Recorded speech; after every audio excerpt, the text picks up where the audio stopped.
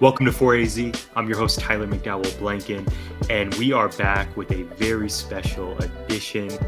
This is our Abbott episode. We are gearing up for Abbott Elementary Season 4, and I brought on one of my best friends, Kevin Paulson, to discuss all of the biggest questions surrounding the season.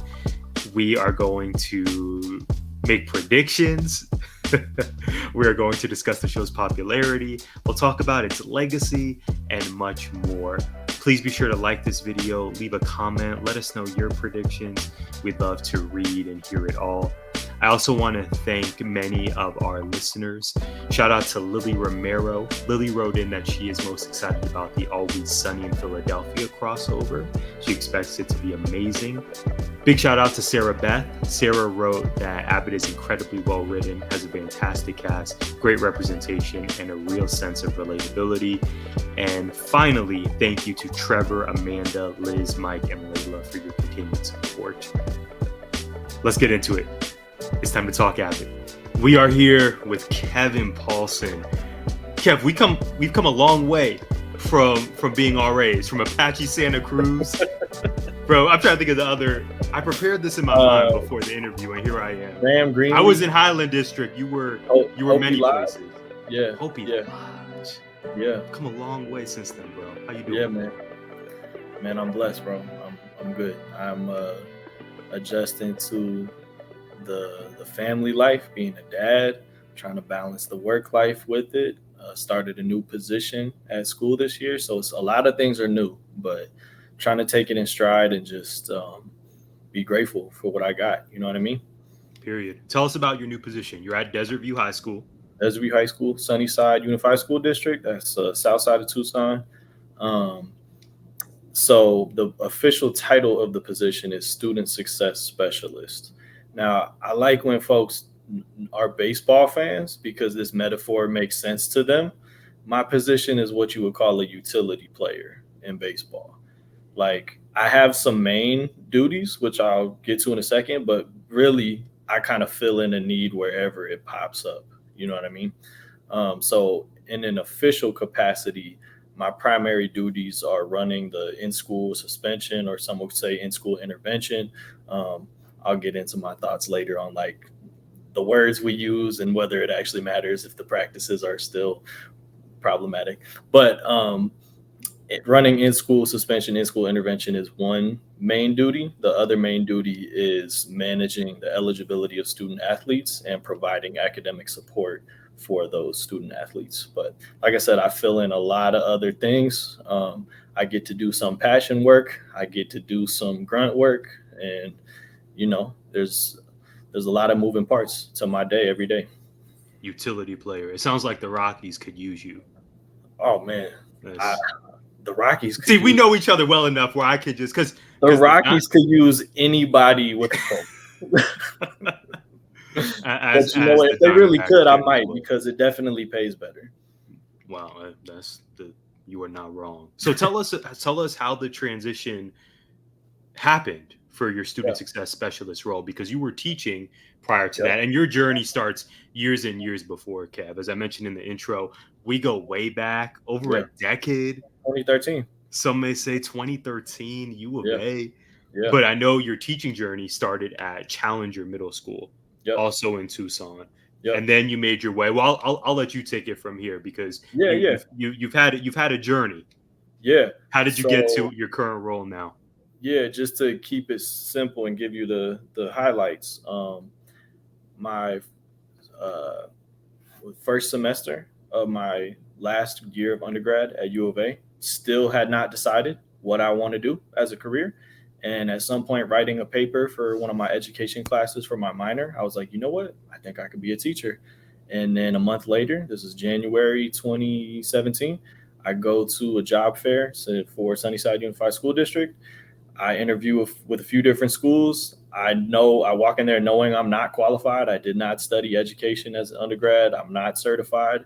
And an hour after I left that job fair, I got a call from Challenger Middle School telling me they thought that I'd be a great fit and offer me a job. And at the time, I was like, this is more money than I've ever made in my life, and this is a professional opportunity. You know what I mean? Like A it lot of was us can very relate to exciting. that. I remember You thought you were going to retire at 40 off of that man, paycheck. man. Is that just me? I'm feeling like I might retire at 140. But my dad, who was an educator, I call him immediately, and I'm like, I just got offered a teaching job. He didn't even know that I wanted to be a teacher at the time. So he's like, you what?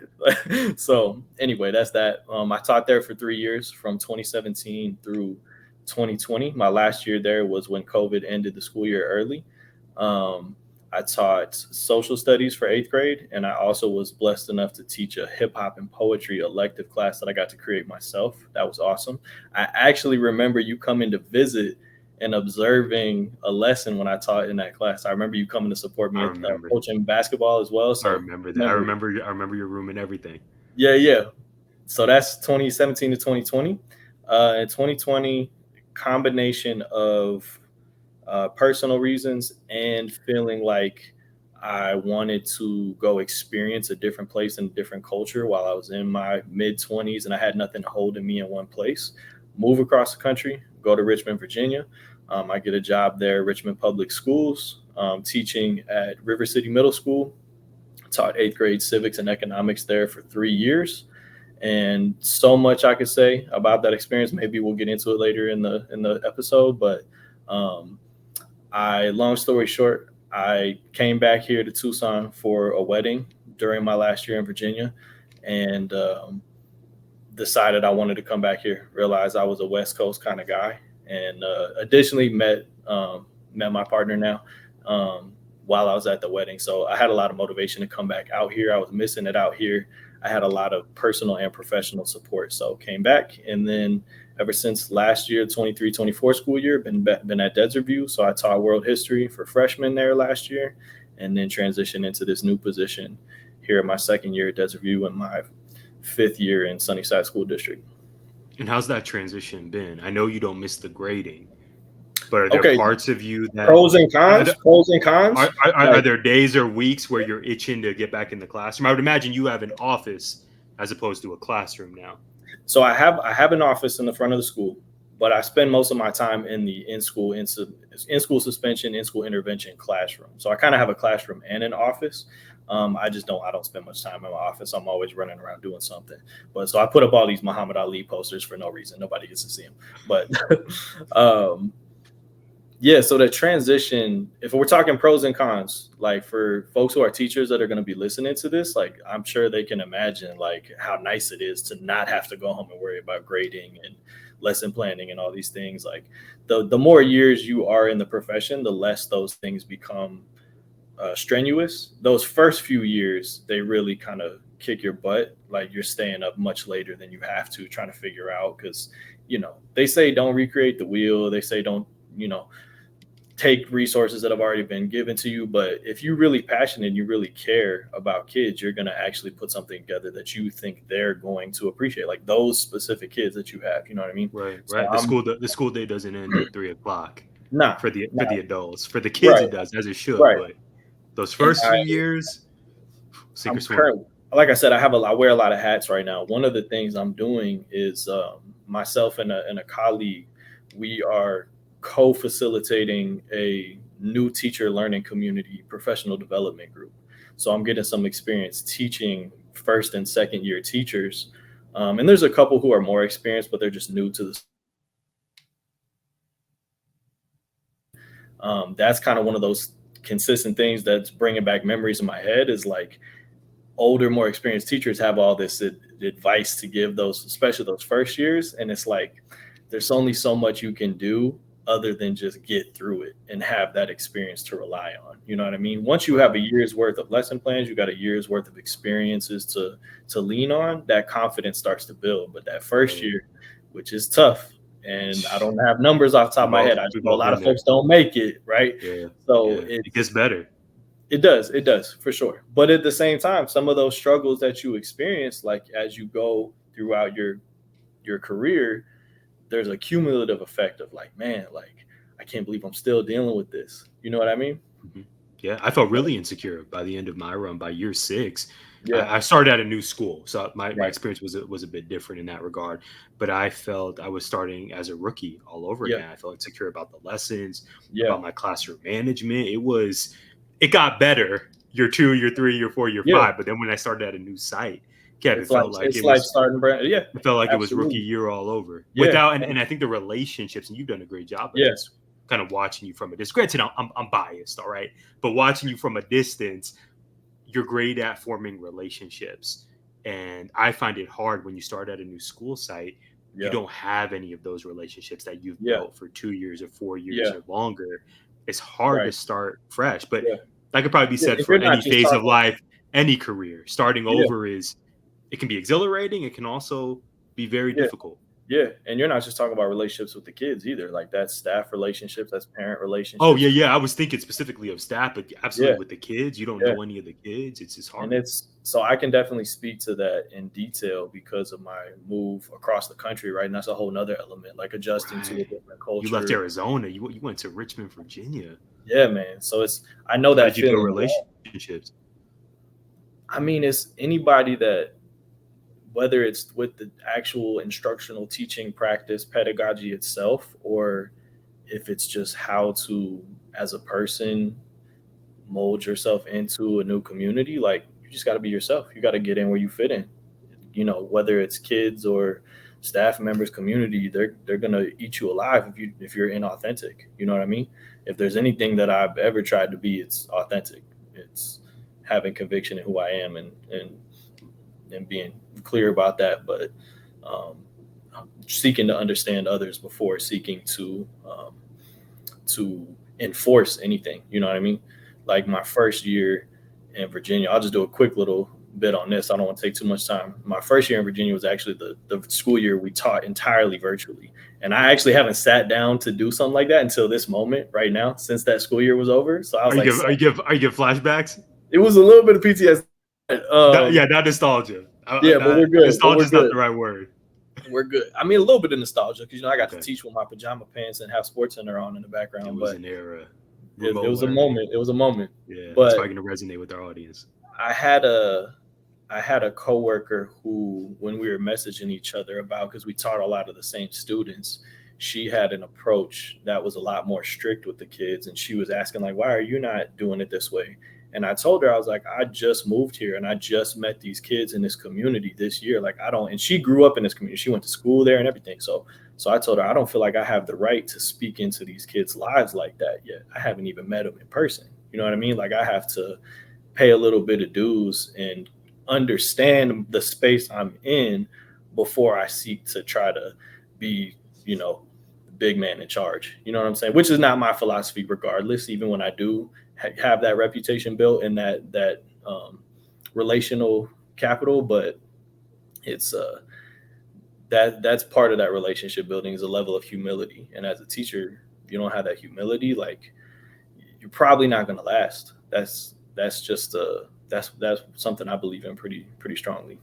Yeah, there's not a lot of longevity in that. Teaching, to me, so much of it is about longevity.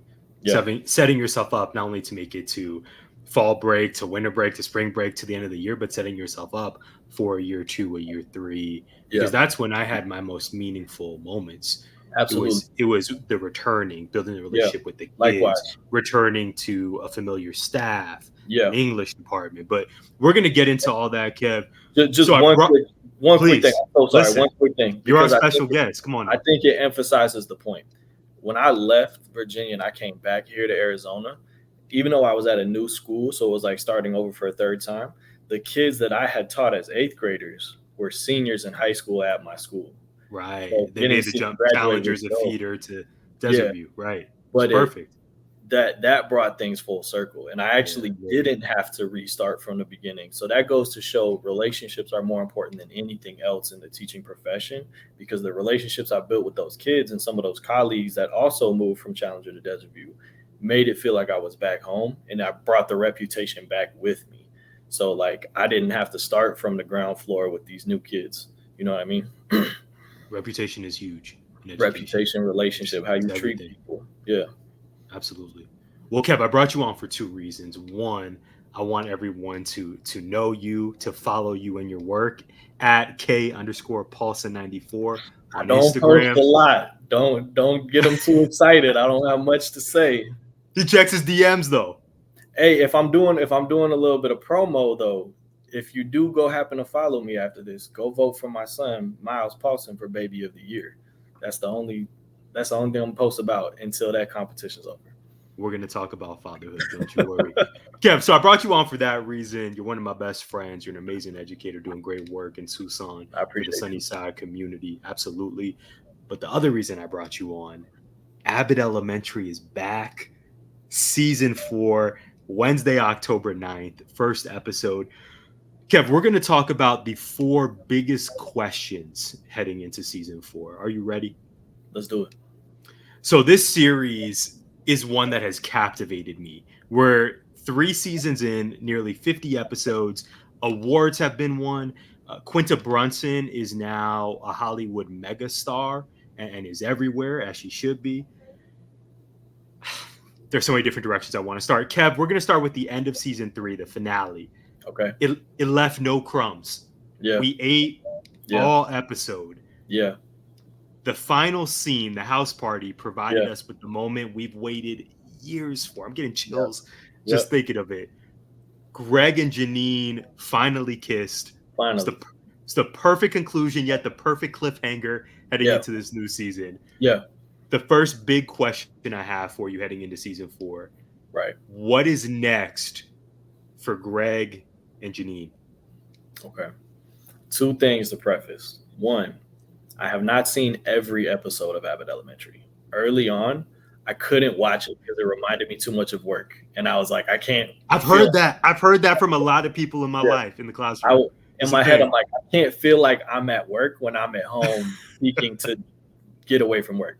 But that which I have watched, I love it. It's brilliant on a lot of levels. Second, I noticed while watching, I was watching it bits and pieces this summer. Alex actually put me back onto it because she was like in the maternity leave stage, just watching tons of stuff, right? And I would come in the room and that was on. So I kind of got back into it a little bit. Shout out Alex. But because of that, I did get to see the episode. I did get to see the end of season 3. And I noticed parallels as I'm watching. I'm a huge fan of The Office, right? I think a lot of people that know my personality might not guess that about me, but I love the humor, the delivery, the characters, story, all that in The Office. You get down with some Michael Scott, okay? I don't know about either way.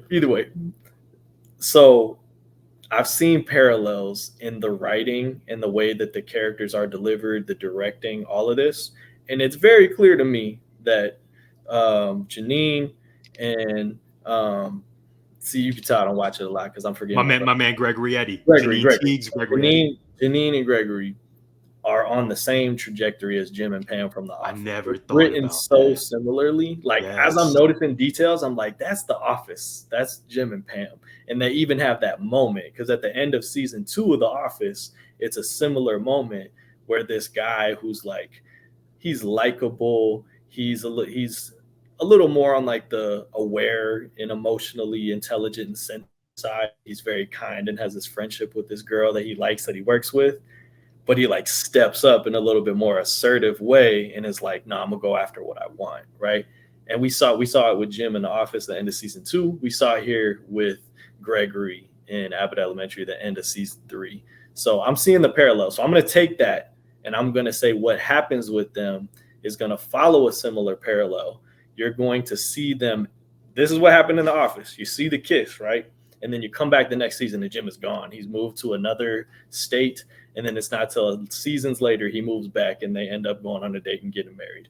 So you are going to see them at the very least not openly together to start the season. That's my prediction. Because some people are going to be pissed off when they watch. They're going to be like, are you kidding me? But yeah, I'm already upset at the idea. It's going to come back around. They're meant to be. We all know it. But they're going to act like it's not. They're going to be like, oh, it was just a house party. We were drunk and that we're colleagues. So I think they're going to take that direction. But at some point in season 3 or later on, they're going to come back around. They'll eventually end up together. And then long long term, same result. They're gonna get married, have babies, and all of that. Babies. So. Yeah. But in the meantime, if they're following the same trend as The Office, they're not going to be together to start the season, and people are going to be like, "What?" So that's a prediction.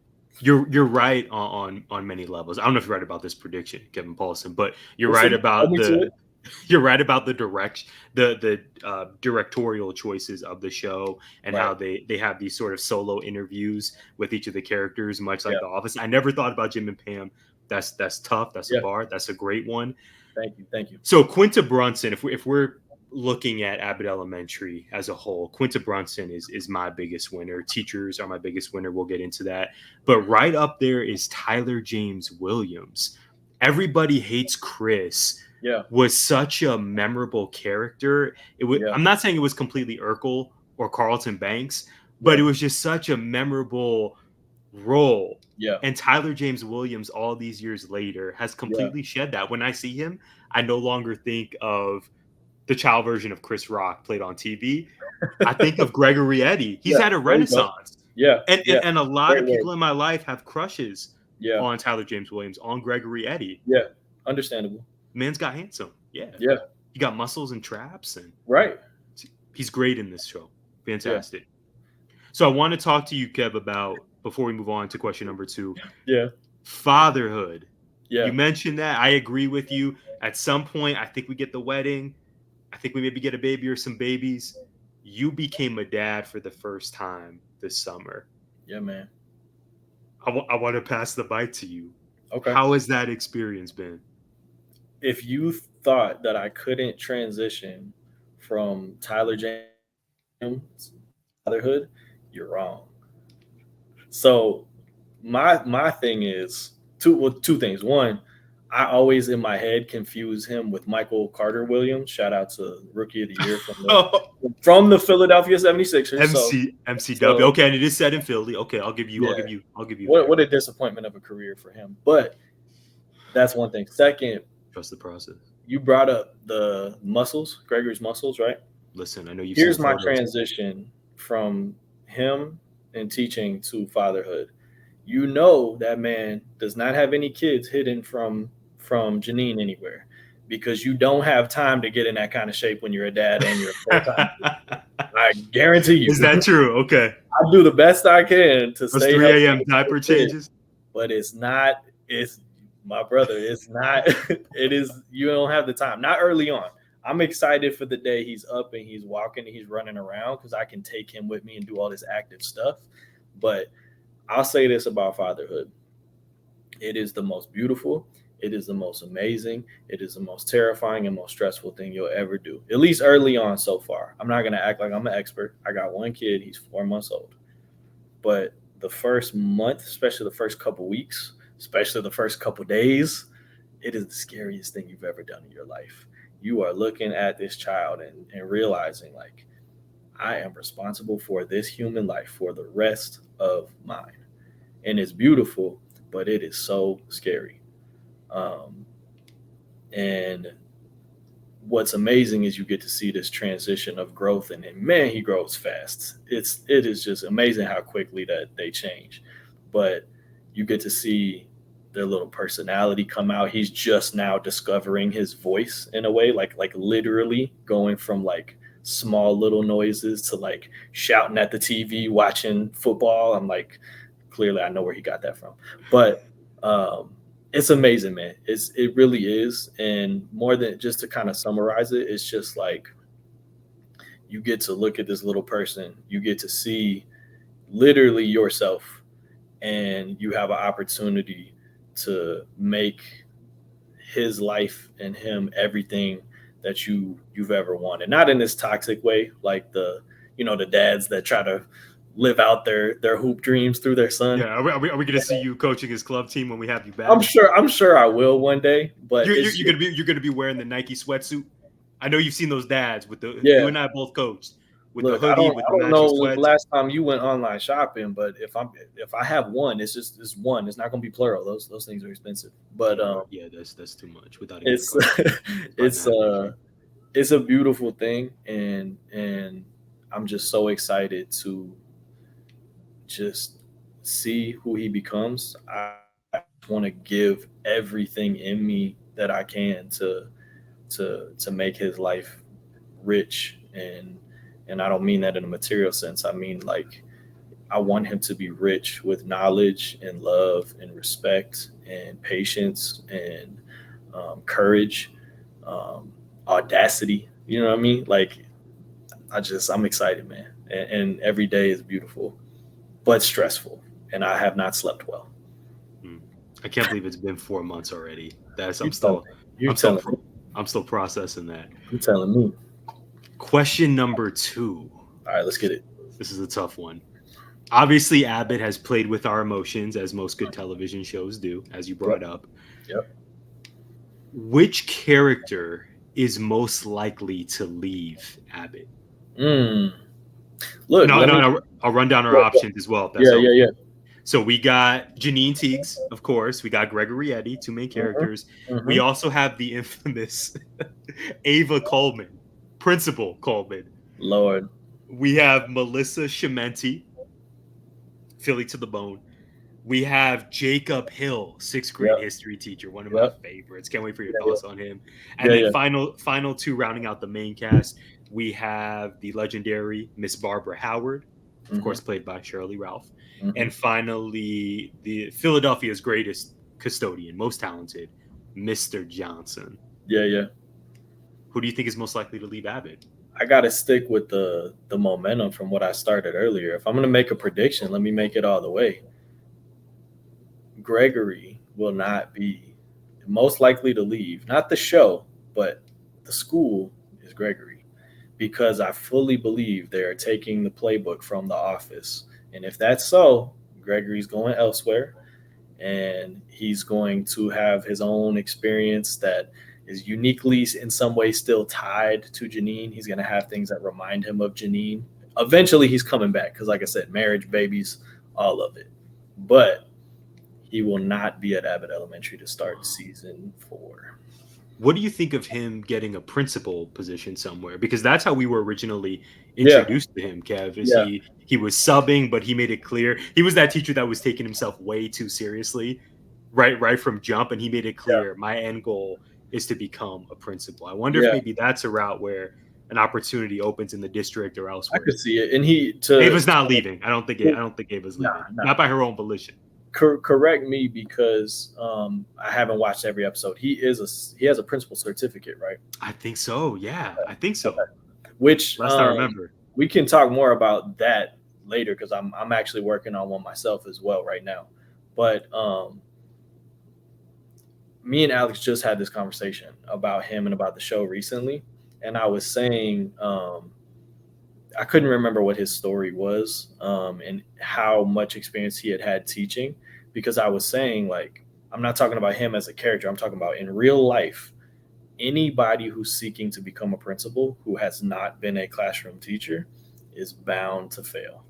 Like, it's not one of those jobs where, okay, I've been a manager at this place before. I've been a CEO. I've led people, and it's not the same, bro. If you have not taught in the classroom, you will not be an effective principal. So as far as the show goes, I could see them taking that route.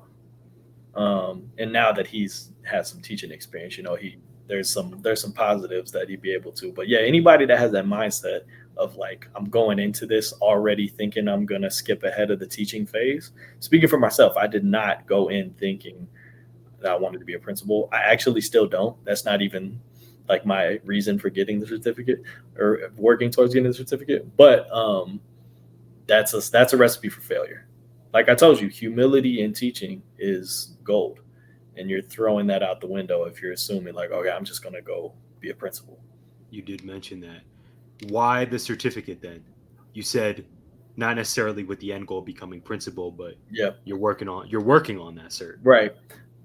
I'll give you my straight up cold but reality answer, and then I'll tell you like the actual game plan. Okay, we break news here on 4AZ. Let's go. We're ready. Straight up to the point, cold. I need more money. Got a family. Got a kid. It is criminally disappointing how little teachers get paid.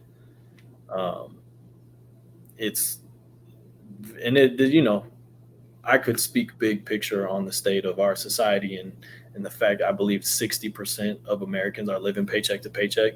So it's like we're not the only ones. I know some folks when they hear this, they're like, "But what about this, that, and the third? And you get summers off and this and that, right?"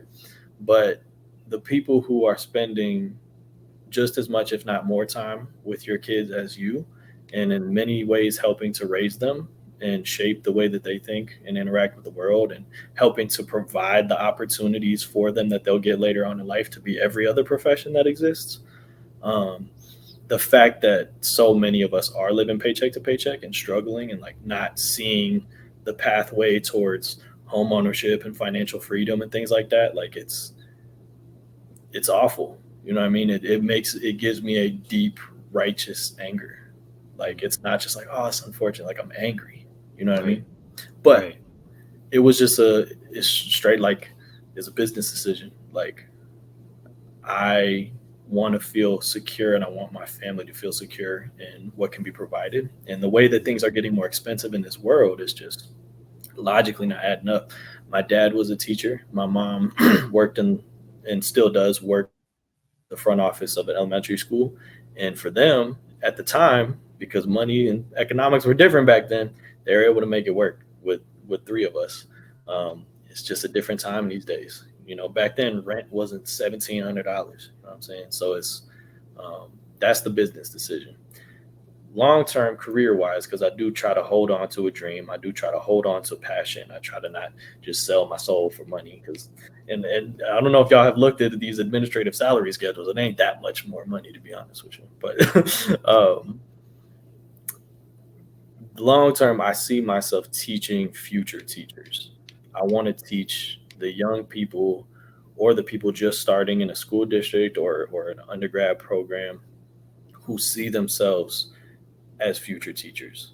They have the passion for giving back to the next generation because we're in a very distinct point, especially us. When I say us, I mean our generation, the end of the millennial generation. We are the in-between generation. I know J. Cole has talked about it a little bit. Like he has a few lyrics that I reference it. figured we were gonna get a Cole reference. I was trying to think of one And about 30 seconds ago, but you beat me to it. I wasn't planning on bringing this up, so I don't have a lyric off the top of my head. But essentially, he's pointing out his. Actually, no. What's the song? Middle Child. That's the concept of the song, right? It's the middle generation between Generation X, who had that very clear, distinct, like old school growing up, Right. and then Gen Z, who most of them don't remember life before iPhones, and then we're that in between. I'm big bro and little bro. Right. Our adolescence is where we had this technological revolution where things changed like that. And as well as somebody who's worked with young people, how much that's influenced and affected how they interact with the world in both positive and negative ways. But there is a big gap between the generation of folks who are teaching future teachers right now and the kids who are going to be those teachers. And our generation has an ability to take some of these philosophies, best practices, experiences that are more old school or tried and true, and merging it with these younger kids who have grown up with that different worldview. Because each year you stay in teaching, you feel a little bit more disconnected from the kids. The songs they're listening to, you don't know the artists no more. They got some new slang you might have not heard of, but that's just the micro side. The macro side is they have a completely different worldview than anything that the world has ever seen before, because these right here did not exist for so long that it fundamentally changes the way that humans operate and interact with the world. So I want to take my passion, take my experience, take my love for this work, and I want to collaborate with those young kids coming up who have a different worldview, but the same passion and the same like-mindedness. So the long story short, that's what I see myself doing. I think getting more opportunities to lead other educators helps me build a resume to qualify for a position like that. Like being able right now, like I mentioned earlier, to run a professional development group teaching first and second year teachers, like it helps me get that experience. It gives me a position. It's a title, an authority where people can look and be like, oh, maybe this guy knows what he's talking about. You know what I mean? I love that for you. I absolutely do. And if we can just speak about the 30s quickly, that's something that's on my mind constantly, is the importance of moving with intention. Professionally, personally, something just clicks. At least it did for me, transitioning out of the 20s into this new decade.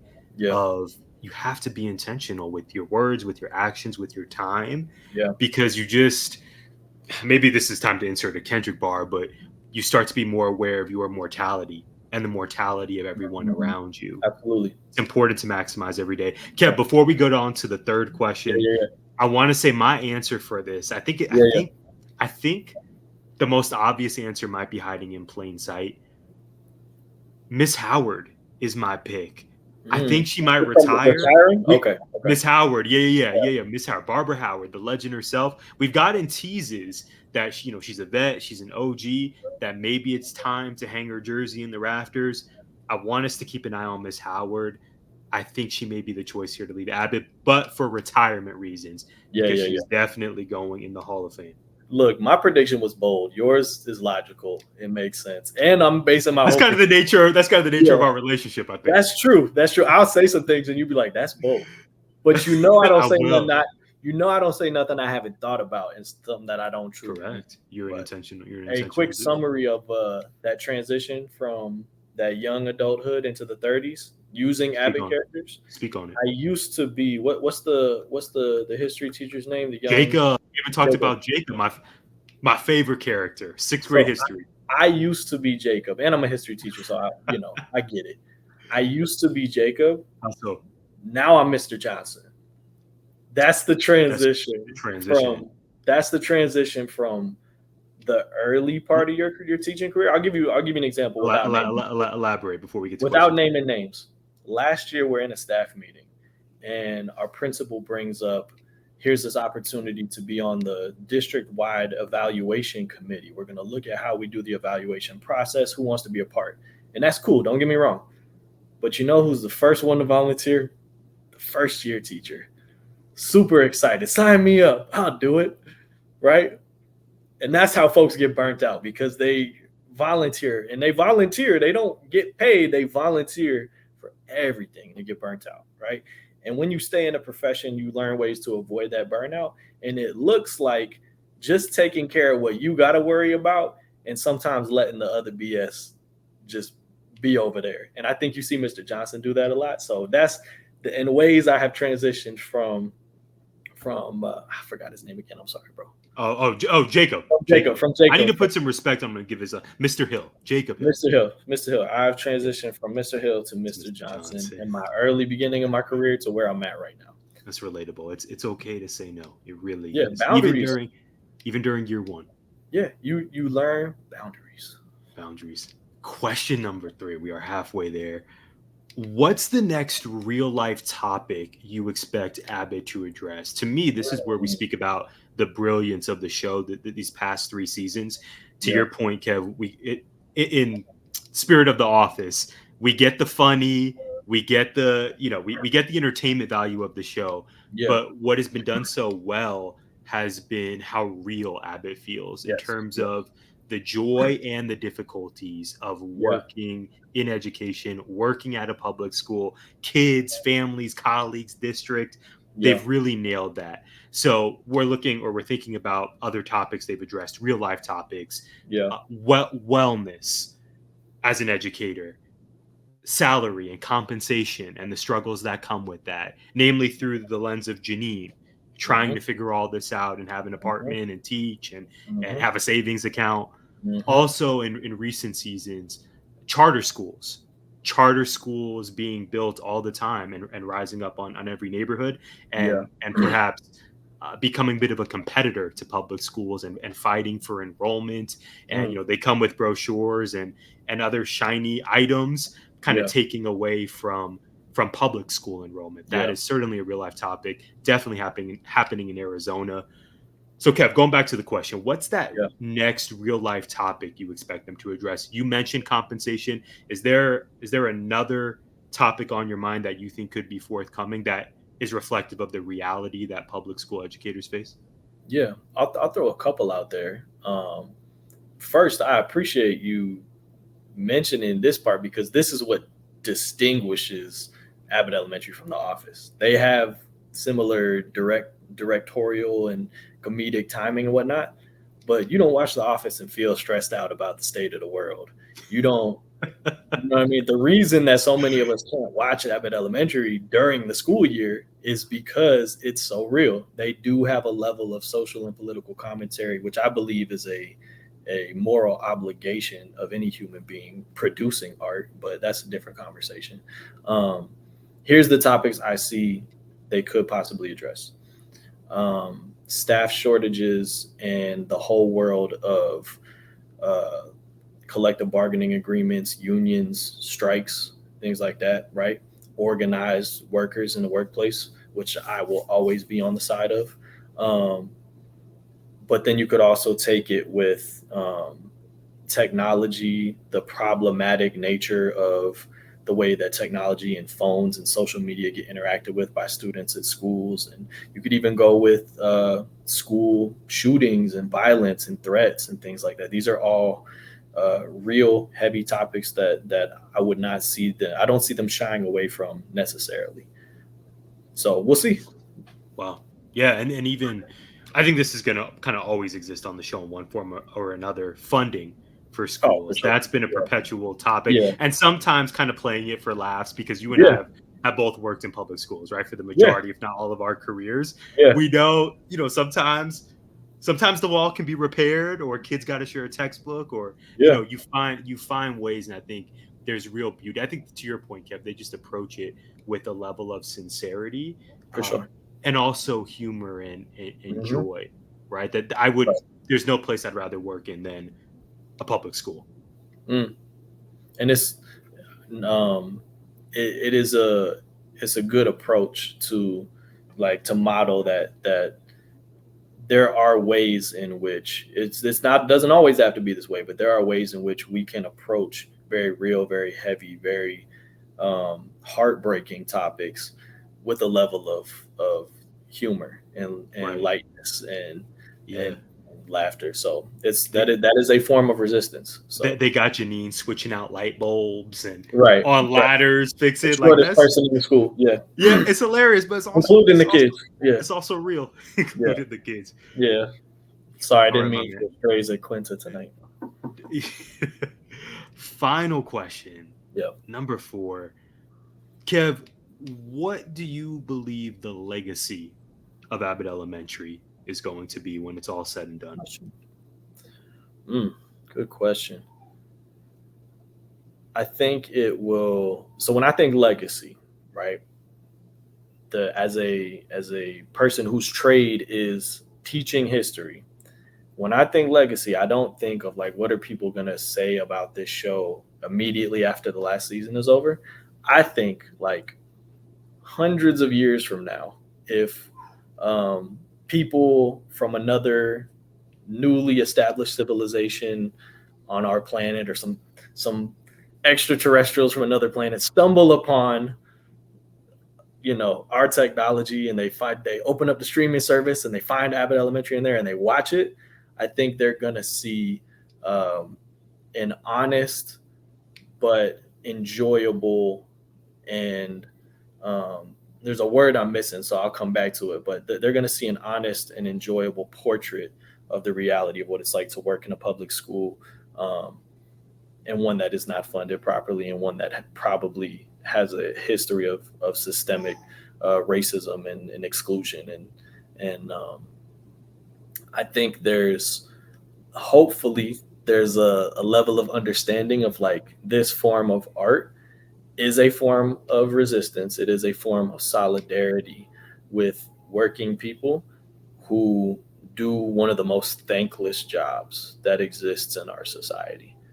Hopefully by then they'll look at it and think man, they were really getting compensated that little to do such an important job. Well, you brought it up earlier, Kevin. I was just having a conversation with coworkers about the future of education, particularly in Arizona. Obviously, that's That's our focus here on 4AZ. Yeah. I just hope that I'm alive when we figure this thing out, when we figure out how to properly compensate teachers, Mm. how to have sustained funding for kids, how to Yeah. invest in social emotional learning, Yeah. and vote those into office who also Mm-hmm. believe So in these topics. My yeah, worry yeah, is year after year, election cycle after election cycle, I just don't want to be in a place 10 years from now where we're still having trouble recruiting and retaining teachers, yeah, often simply because number one, the compensation isn't appealing enough. yeah. Well, as you know, I am Not very sustainable, even. Not even just right. appealing, sustainable. You brought that up earlier. Your certificate. I'm very passionate about the combination of history, social justice, um, politics, education, all these things coming together. So um, I won't get too political because I want your listeners to rock with me and understand where we're going. But I want to just give perspective, right? My main point that I'm making here is that electoral politics is part of political activity. It is a part. And some would argue it's not even the part, right? Imagine how undemocratic a society is if every 4 years you're asked to make one choice between two people. Now, those who are more involved, they vote more than that. They see more going on. But your average American thinks that democracy means every 4 years I make one choice between two people. That is not That's a lot of days in between that that. we're skipping over.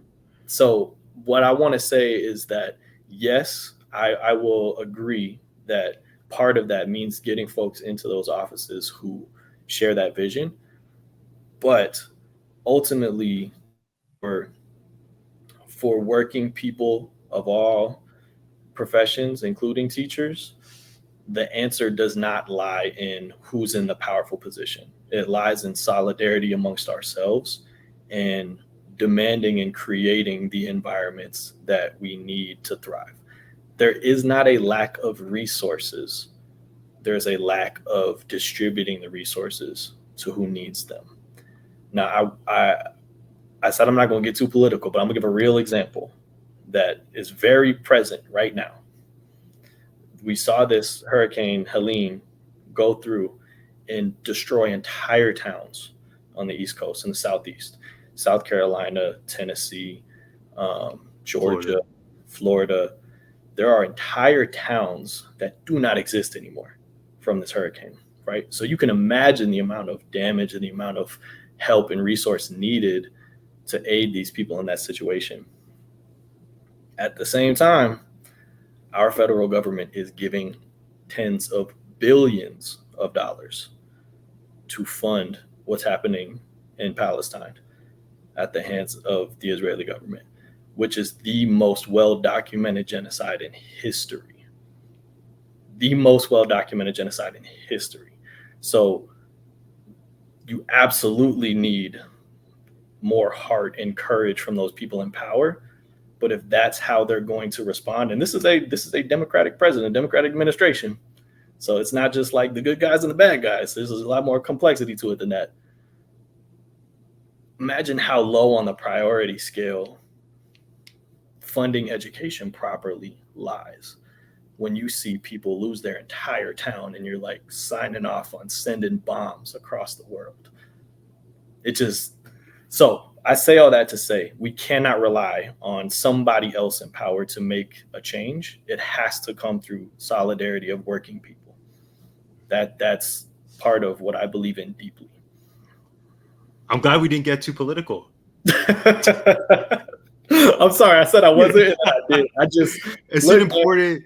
It's look, an man. important. It's an I important. didn't put on the glasses to not drop knowledge tonight. You really? I saw you specifically put on the glasses. You did before we recorded. I should have expected this. No, Kev, hey, if your listeners want to hit me up and talk about this in depth, if they want to challenge my thoughts, that's fine.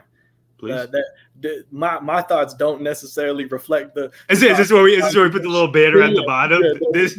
Yes. The political views of Kevin Paulson are not necessarily of the 4AZ podcast. Yeah. So, but I just say it to say, like, we got to be real. We got to understand, because absolutely, it's an election year. Come on. So many Americans just care about what's happening here in America.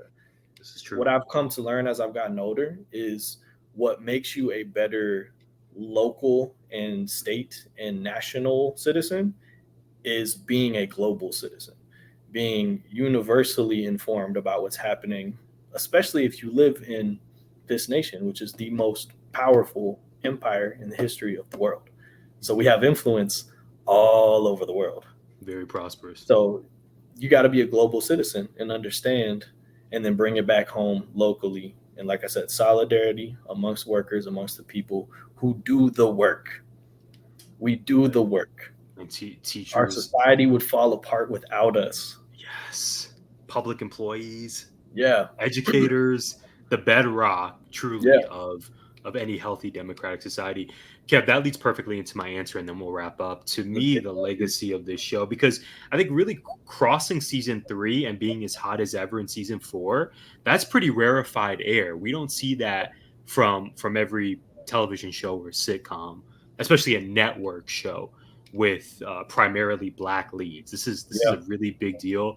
Absolutely. To me, the legacy is how many new teachers are going to enter the profession because of Abbott Elementary. Yeah. And I believe they're catering to both parties. I know youngsters. I never used this term before my 30s. I know it's just a self-realization on air. Come on.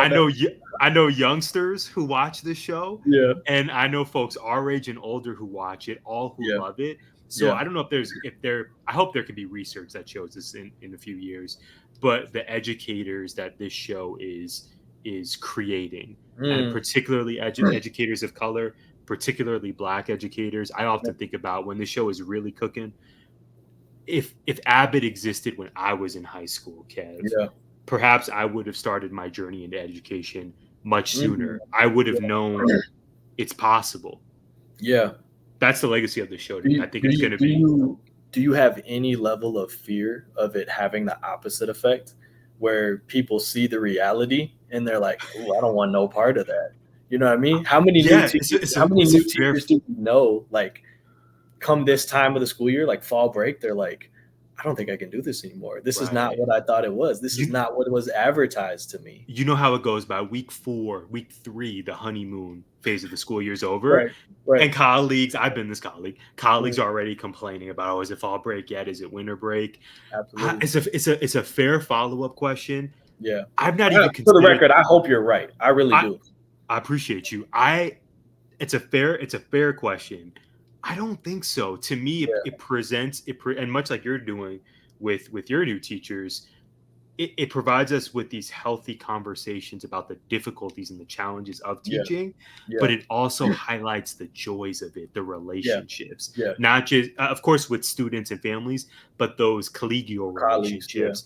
That's what, to me, and now being away from the classroom for a few years, that's what's so special about teaching. Granted, this is all I know, Kev, but the relationships I've been able to form with colleagues, that's really what's, to me, been so special about teaching. I think Abbott does such a great job of highlighting that with this cast, that it's going to hopefully persuade more folks than dissuade. But you're right. It certainly highlights the challenges as well, which may turn some people off. So I have a tendency to be a realist, which to a lot of folks can come off as being a pessimist. But let me I'm not going to say I'll be an optimist, because there's one of my favorite political economic figures is a man named Yanis Varoufakis, Greek guy. So, shout out to my Greek folks. But he likes to say, I'm not optimistic because a fool is optimistic, but I'm hopeful. And so let me be hopeful and bring our two ideas together and say that it is a different generation coming up. But part of that means they have more exposure to the realities of this world. So from an earlier age, and I've seen this in a handful of my students, from an earlier age, they're more aware and they're more passionate about doing something about it. So seeing the reality, because they're being real on Abbott Elementary, you got to be real. Like I said, authenticity, but truth, realness, be real. You put those two things together and you might have an upcoming generation who's like, I'm not necessarily concerned about the dollars and cents. I want to be a part of something that changes this world. And what I said in the show, you have those relationships, which allows for solidarity. It allows for people to do that work that changes the world. It doesn't look like a huge procession of people together. It's just get your hands dirty, get in your local community and touch somebody's heart. Whose life are you affecting every single day? I'm not going to even attempt to follow that up. I'm so glad we did this. Me My too. brother, Kevin I Paulson. apologize. I thought we was going to be 35 minutes. And Yeah, we talked about this 35 to 40 Let minutes. me start rambling, bro. No apologies. We should have had a symbol. We should have had you should have had a sign like a third base coach. Be like, don't go there. Don't say it. But you know what? No, this is. Stand by it. Realness. This is realness, authenticity. This is important. I'm so happy we did this. Kev, thank you for joining us. I appreciate you. How can our audience connect with you and support your work? Man, it's funny. I've never been asked this question before because I don't see myself as having a platform in the social media or the digital sense. I made Instagram so that folks would believe I existed. Yeah, I don't even know my handle. Let me look. Oh wait, you got it on the screen. Thank you, bro. Thank you. My Instagram handle is on the screen. Direct message me if you're interested in any of the things that I said. You're not going to see me posting about it on Instagram. I used to post so many thoughts on Facebook, but for a lot of reasons, I stopped doing that. But that doesn't mean I'm not passionate. That doesn't mean I'm not plugged in and locked into these things I'm talking about and more. So if you're passionate as well, I'd love to chop it up. I'd love to know what your experience is. I'd love to share resources, books, knowledge. Folks still read. People are still reading out here, real, actual physical books. I'm passionate about education in the truest sense, not in the what grades are you getting, what school are you attending. I'm in the what is it doing to change the material conditions of the people in this world that don't have it. You know what I mean? So DM me. That's the short answer. Send me a DM. You heard it. Follow Kev at K_Paulson94. Season 2 of 4AZ is on the horizon. I know you want these exclusive updates. Let's go. Follow us at 4AZTeach, 4AZTeach.org, and we will see you next time. Hey, thank you, my brother.